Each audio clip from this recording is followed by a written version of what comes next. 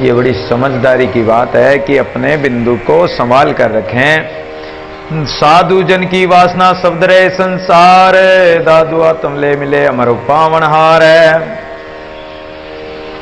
संतों की वासना क्या है? संतों की कथनी और संतों की रहनी एक होती है, और संतों की वासना होती है कि परमात्मा में मिलने की, और वो परमात्मा के मिलने के लिए शब्द, गुरु के शब्द को धारण करके रहते संसार में, लेकिन अपने जीव आत्मा को परमात्मा से मिला देते हैं और अमर हो जाते हैं। राम सरी के वेरे यमुनाई उनहार, दादू साधु अमर है इनसे सब संसार है। और जो राम का भजन करते हैं वो राम नाम जैसे हो जाए, राम के स्वरूप में मिल जाएंगे, राम जैसे बन जाएंगे।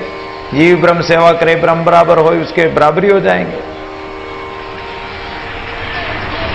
मुक्त पुरुष, जीवन मुक्त श्रेणी के महापुरुष हो गए हैं, वो राम के ही रूप है, वो ब्रह्म स्वरूप है। और संसारी प्राणी वैसे नहीं हो सकते।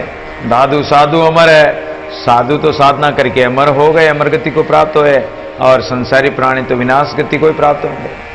जे कोई सेवे राम को तो राम श्री का होय, दादू नाम कबीर ज्यों साकी बोले सोय।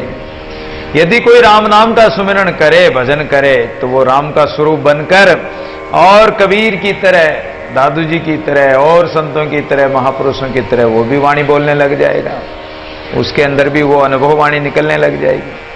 अर्तन आया सो गया, आया सो क्यों जाए, दादू तन मन जीवता पाठोर लगाए। अर्थन आया, अगर ये जीवन, मनुष्य जीवन पाकर भी अर्थ नहीं आया, किसी के काम नहीं आया, तो ये फिर किस काम का होगा? राम बिना नहीं कोड़ी का जीव, राम नाम के बिना ये जीव एक कोड़ी का भी नहीं, किसी काम का नहीं। पशु चाम की तो बने पे जारा, नौबत बने मड़े नगाड़ा। नर तेरी चाम काम ना आवे, जल बल होय अंगारा। अरे ये भजन नहीं किया तो ये तेरी चाम भी काम नहीं आएगी, तेरा मांस भी काम नहीं आएगा, तेरा शरीर किसी काम का नहीं है। अर्थ न आया राम के, अगर राम नाम के काम नहीं आया तो किस काम का हो? आया सो क्यों जाए। और अगर अर्थ में लिया है, सुमरण में लगाया, भजन में लगाया, गुरु सेवा में लगाया, तो वो काल के गाल में नहीं जाएगा।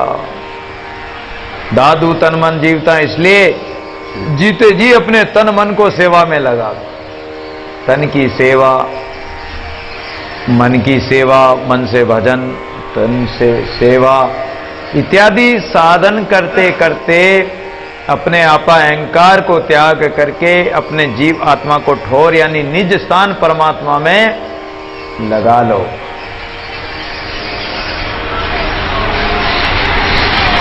तन धन जोवन सब रया, जो लागा हरि हेत। अगर परमात्मा के हेत में लगा, परमात्मा के लिए लगा, तो वो तुम्हारा तन मन जोवन काम आ गया। नारायण सो ना गया, फल दे सूखा खेत। और अगर परमात्मा के लिए नहीं लगा तो वो सूखा का सूखा ही रह गया। तप करते जोवन गया, द्रव्य गया कर दान। तपस्या करते करते अगर जीवन भी चला जाए, जवानी भी चले जाए, कोई बात नहीं। दान करते करते धन चला जाता है। प्राण गए सत्संग में, प्राण चाहे सत्संग में चले भी जाएं, कोई बात नहीं। तो इन तीनों चीजों को गया हुआ मत जानो, अर्थात ये नष्ट नहीं हुए, अमर हो गए। अगर अपने शरीर को कसौटी में कसा, तपस्या में लगाया, तो ये तुम्हारा जीवन सार्थक हो गया, जवानी सार्थक हो गई। और दान में धन लगाया तो वो भी उसका सदुपयोग हो गया। प्राण यदि सत्संग में, प्राण सत्संग सुनते सुनते अगर हमारे मन और प्राण परमात्मा में लग गए तो भी बहुत अच्छी बात है। नारी संग जोवन गया, द्रव्य गया मदपान, और स्त्री संग से जवानी चली जाएगी। धन अहंकार में, मद में, विषय वासना में खर्च कर दोगे, प्राण कुसंग में चले जाएंगे तो तुम्हारा कल्याण नहीं होगा। फिर तो 84 तुम्हारे लिए तैयार है, नरक तैयार है। इसलिए अपने जीवन को अर्थ में लगाओ, उपयोग में लगाओ। जे जन वेदे प्रीति सो, सोजन सदा सजीव। उलट समाने आप में अंतर नाई पीवै। जो व्यक्ति प्रीति पूर्वक परमात्मा में अपने मन को लगाकर प्रेम भाव पूर्वक और गुरु के शब्दों द्वारा जो विद कर जिसके विरह वेदना प्रकट हो जाए, वो परमात्मा के भजन कर जो परमात्मा के सुमिरन में और संसार से उलटकर परमात्मा में लगता है, तो वो परमात्मा को प्राप्त होता है। संसार से उलटकर परमात्मा में, अंतरात्मा में लगाता है। दादू कहे सब रंग तेरे तेरेंगे तू ही सब रंग माए, सब रंग तेरे ते के दूजा कोई ना आए। सब रंग परमात्मा का ही था। भक्ति का रंग भी परमात्मा का है, वैराग्य का रंग भी परमात्मा का है, ज्ञान वैराग्य का जो रंग है वो सब परमात्मा का ही लगना चाहिए। संसार का रंग नहीं लगना चाहिए, विषय वासना का रंग नहीं लगना चाहिए। और सब रंग में परमात्मा ही है। भक्ति ज्ञान वैराग्य त्याग तपस्या भजन साधना सेवा सुमरण, सब रंग तेरे ते के दूजा कोई ना आए। और बनाए हुए भी सब आपके ही रंग है। तो हरि के रंग में हरे हो जाओ। काटे फंद तो छूटे द्वंद, छूटे द्वंद तो लागे बंद तो अमरकंद दादू आनंद है। काटे फंद, अगर संसारिक बंधन और शरीर के सर्दी गर्मी इत्यादि जो है, राग द्वेष है, द्वंद है, विकार हैं, इन सब द्वंद्वों को और इन फंदों को, अगर कर्म रूपी फंदों को काट दो, किससे काटोगे? राम नाम से। और काट कर कहां लगो? भजन में परमात्मा के, जो अमर परमात्मा है। अगर द्वंद मिट गए, छूटे द्वंद छूटे और लागे बंद, अगर बिंदु को बंद कर लिया आपने, जरने नहीं दिया, जरा लिया, पचा लिया, तो लागे बंद अगर बंद हो गया तो अमर कंद अमर आनंद को प्राप्त होंगे। फिर तो यानी अमर ब्रह्म को प्राप्त होंगे, आवागमन से छूट जाओगे, जीवन मुक्त भाव को प्राप्त करके और ब्रह्म स्वरूप में मिल जाते हैं। कहाँ जमजोरा भंजे, कहाँ काल को दंडे, कहाँ मीच को मारे, कहाँ जरा सतखंड। काल कैसे मर जाएगा? कोई लाठी पीटने से काल थोड़ी मर जाएगा, डराने से थोड़ी मर जाएगा काल। काल को तो दंड जब दोष दे सकते हो कि इस मृत्यु को मार दो, ध्रुव की तरह भजन करके और मृत्यु के माथे पर पैर रख के और सत्य स्वरूप परमात्मा को अपना लोगे तो तुम सदगुरु की शरण होकर उस ब्रह्म को प्राप्त कर लोगे। इसके माथे पर पैर रखकर और परमात्मा में पहुंच जाओगे, उस काल को भी दंड दे दोगे। अमर ठोर अविनाशी आसंता निरंजन लाग रहे, दादू जोगी जुग जुग जीवे, काल व्याल सब सहज गए। इसलिए अमर ठोर अविनाशी, अमर ठोर कौन सी है? अमर परमात्मा, अमर ब्रह्म है।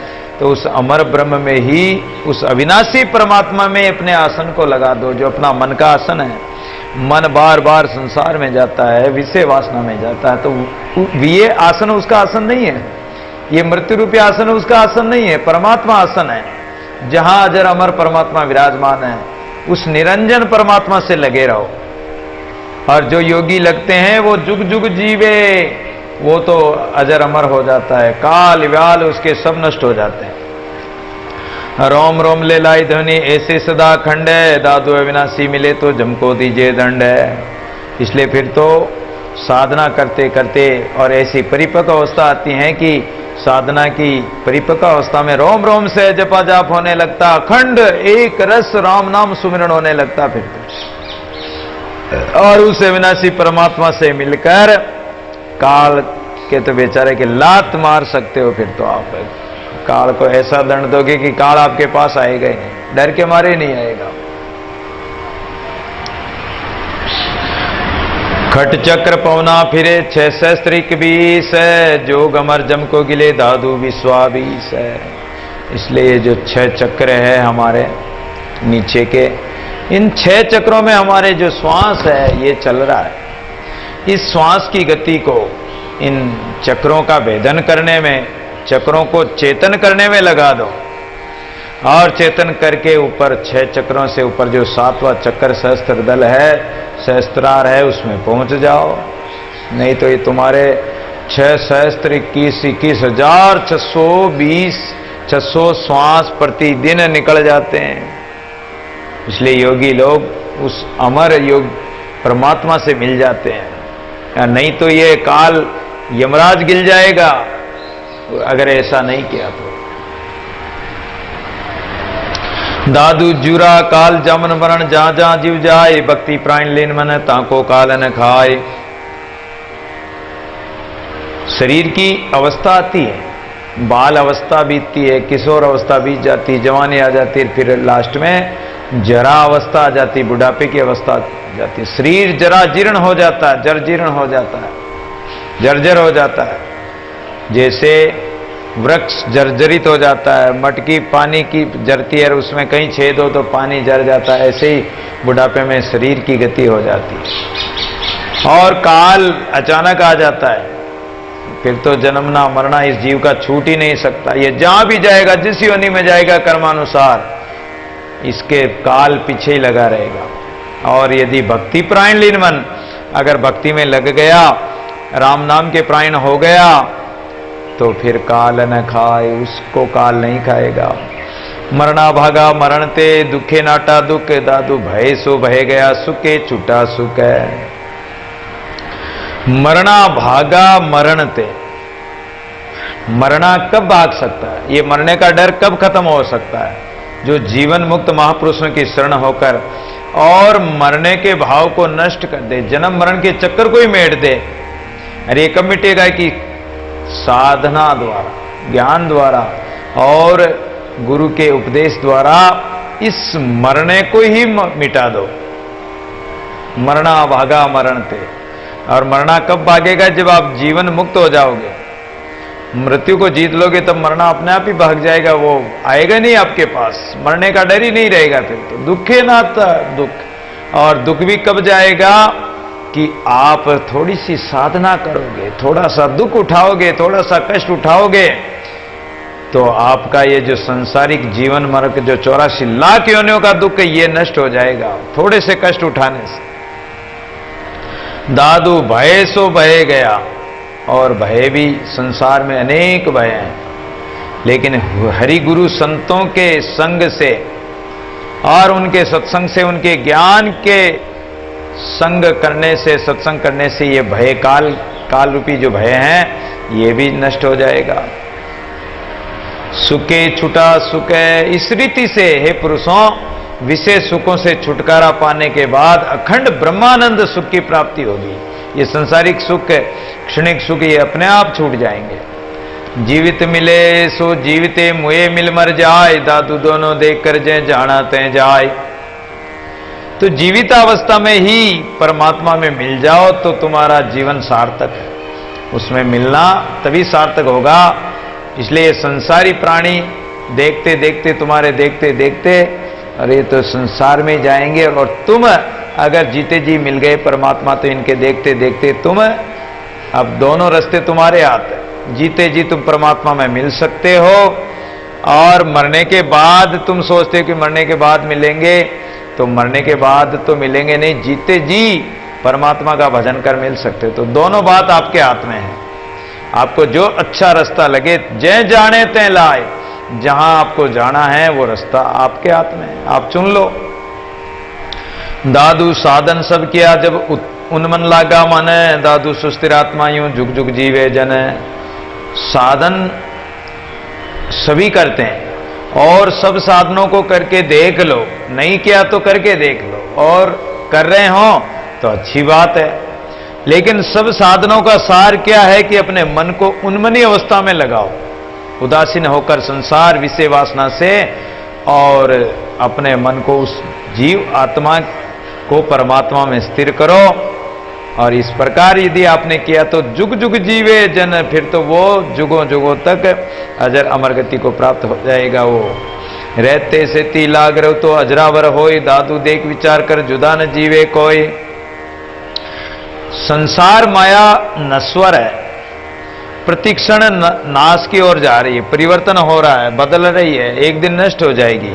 तो ये रहने वाली नहीं, तो रहने वाली कौन है? परमात्मा की भक्ति, परमात्मा की शक्ति, परमात्मा ही रहने वाले। तो रहते से ती लाग रहो, जो रहने वाला परमात्मा उससे लगे रहो, तो अजरावर हो, तो तुम अजर अमर हो जाओगे।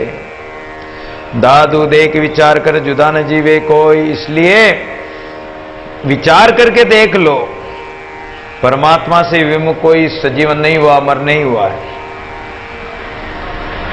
जेती करनी काल की तेती परिहर प्राण, दादू आत्म राम सो जे तू खरा सुजान।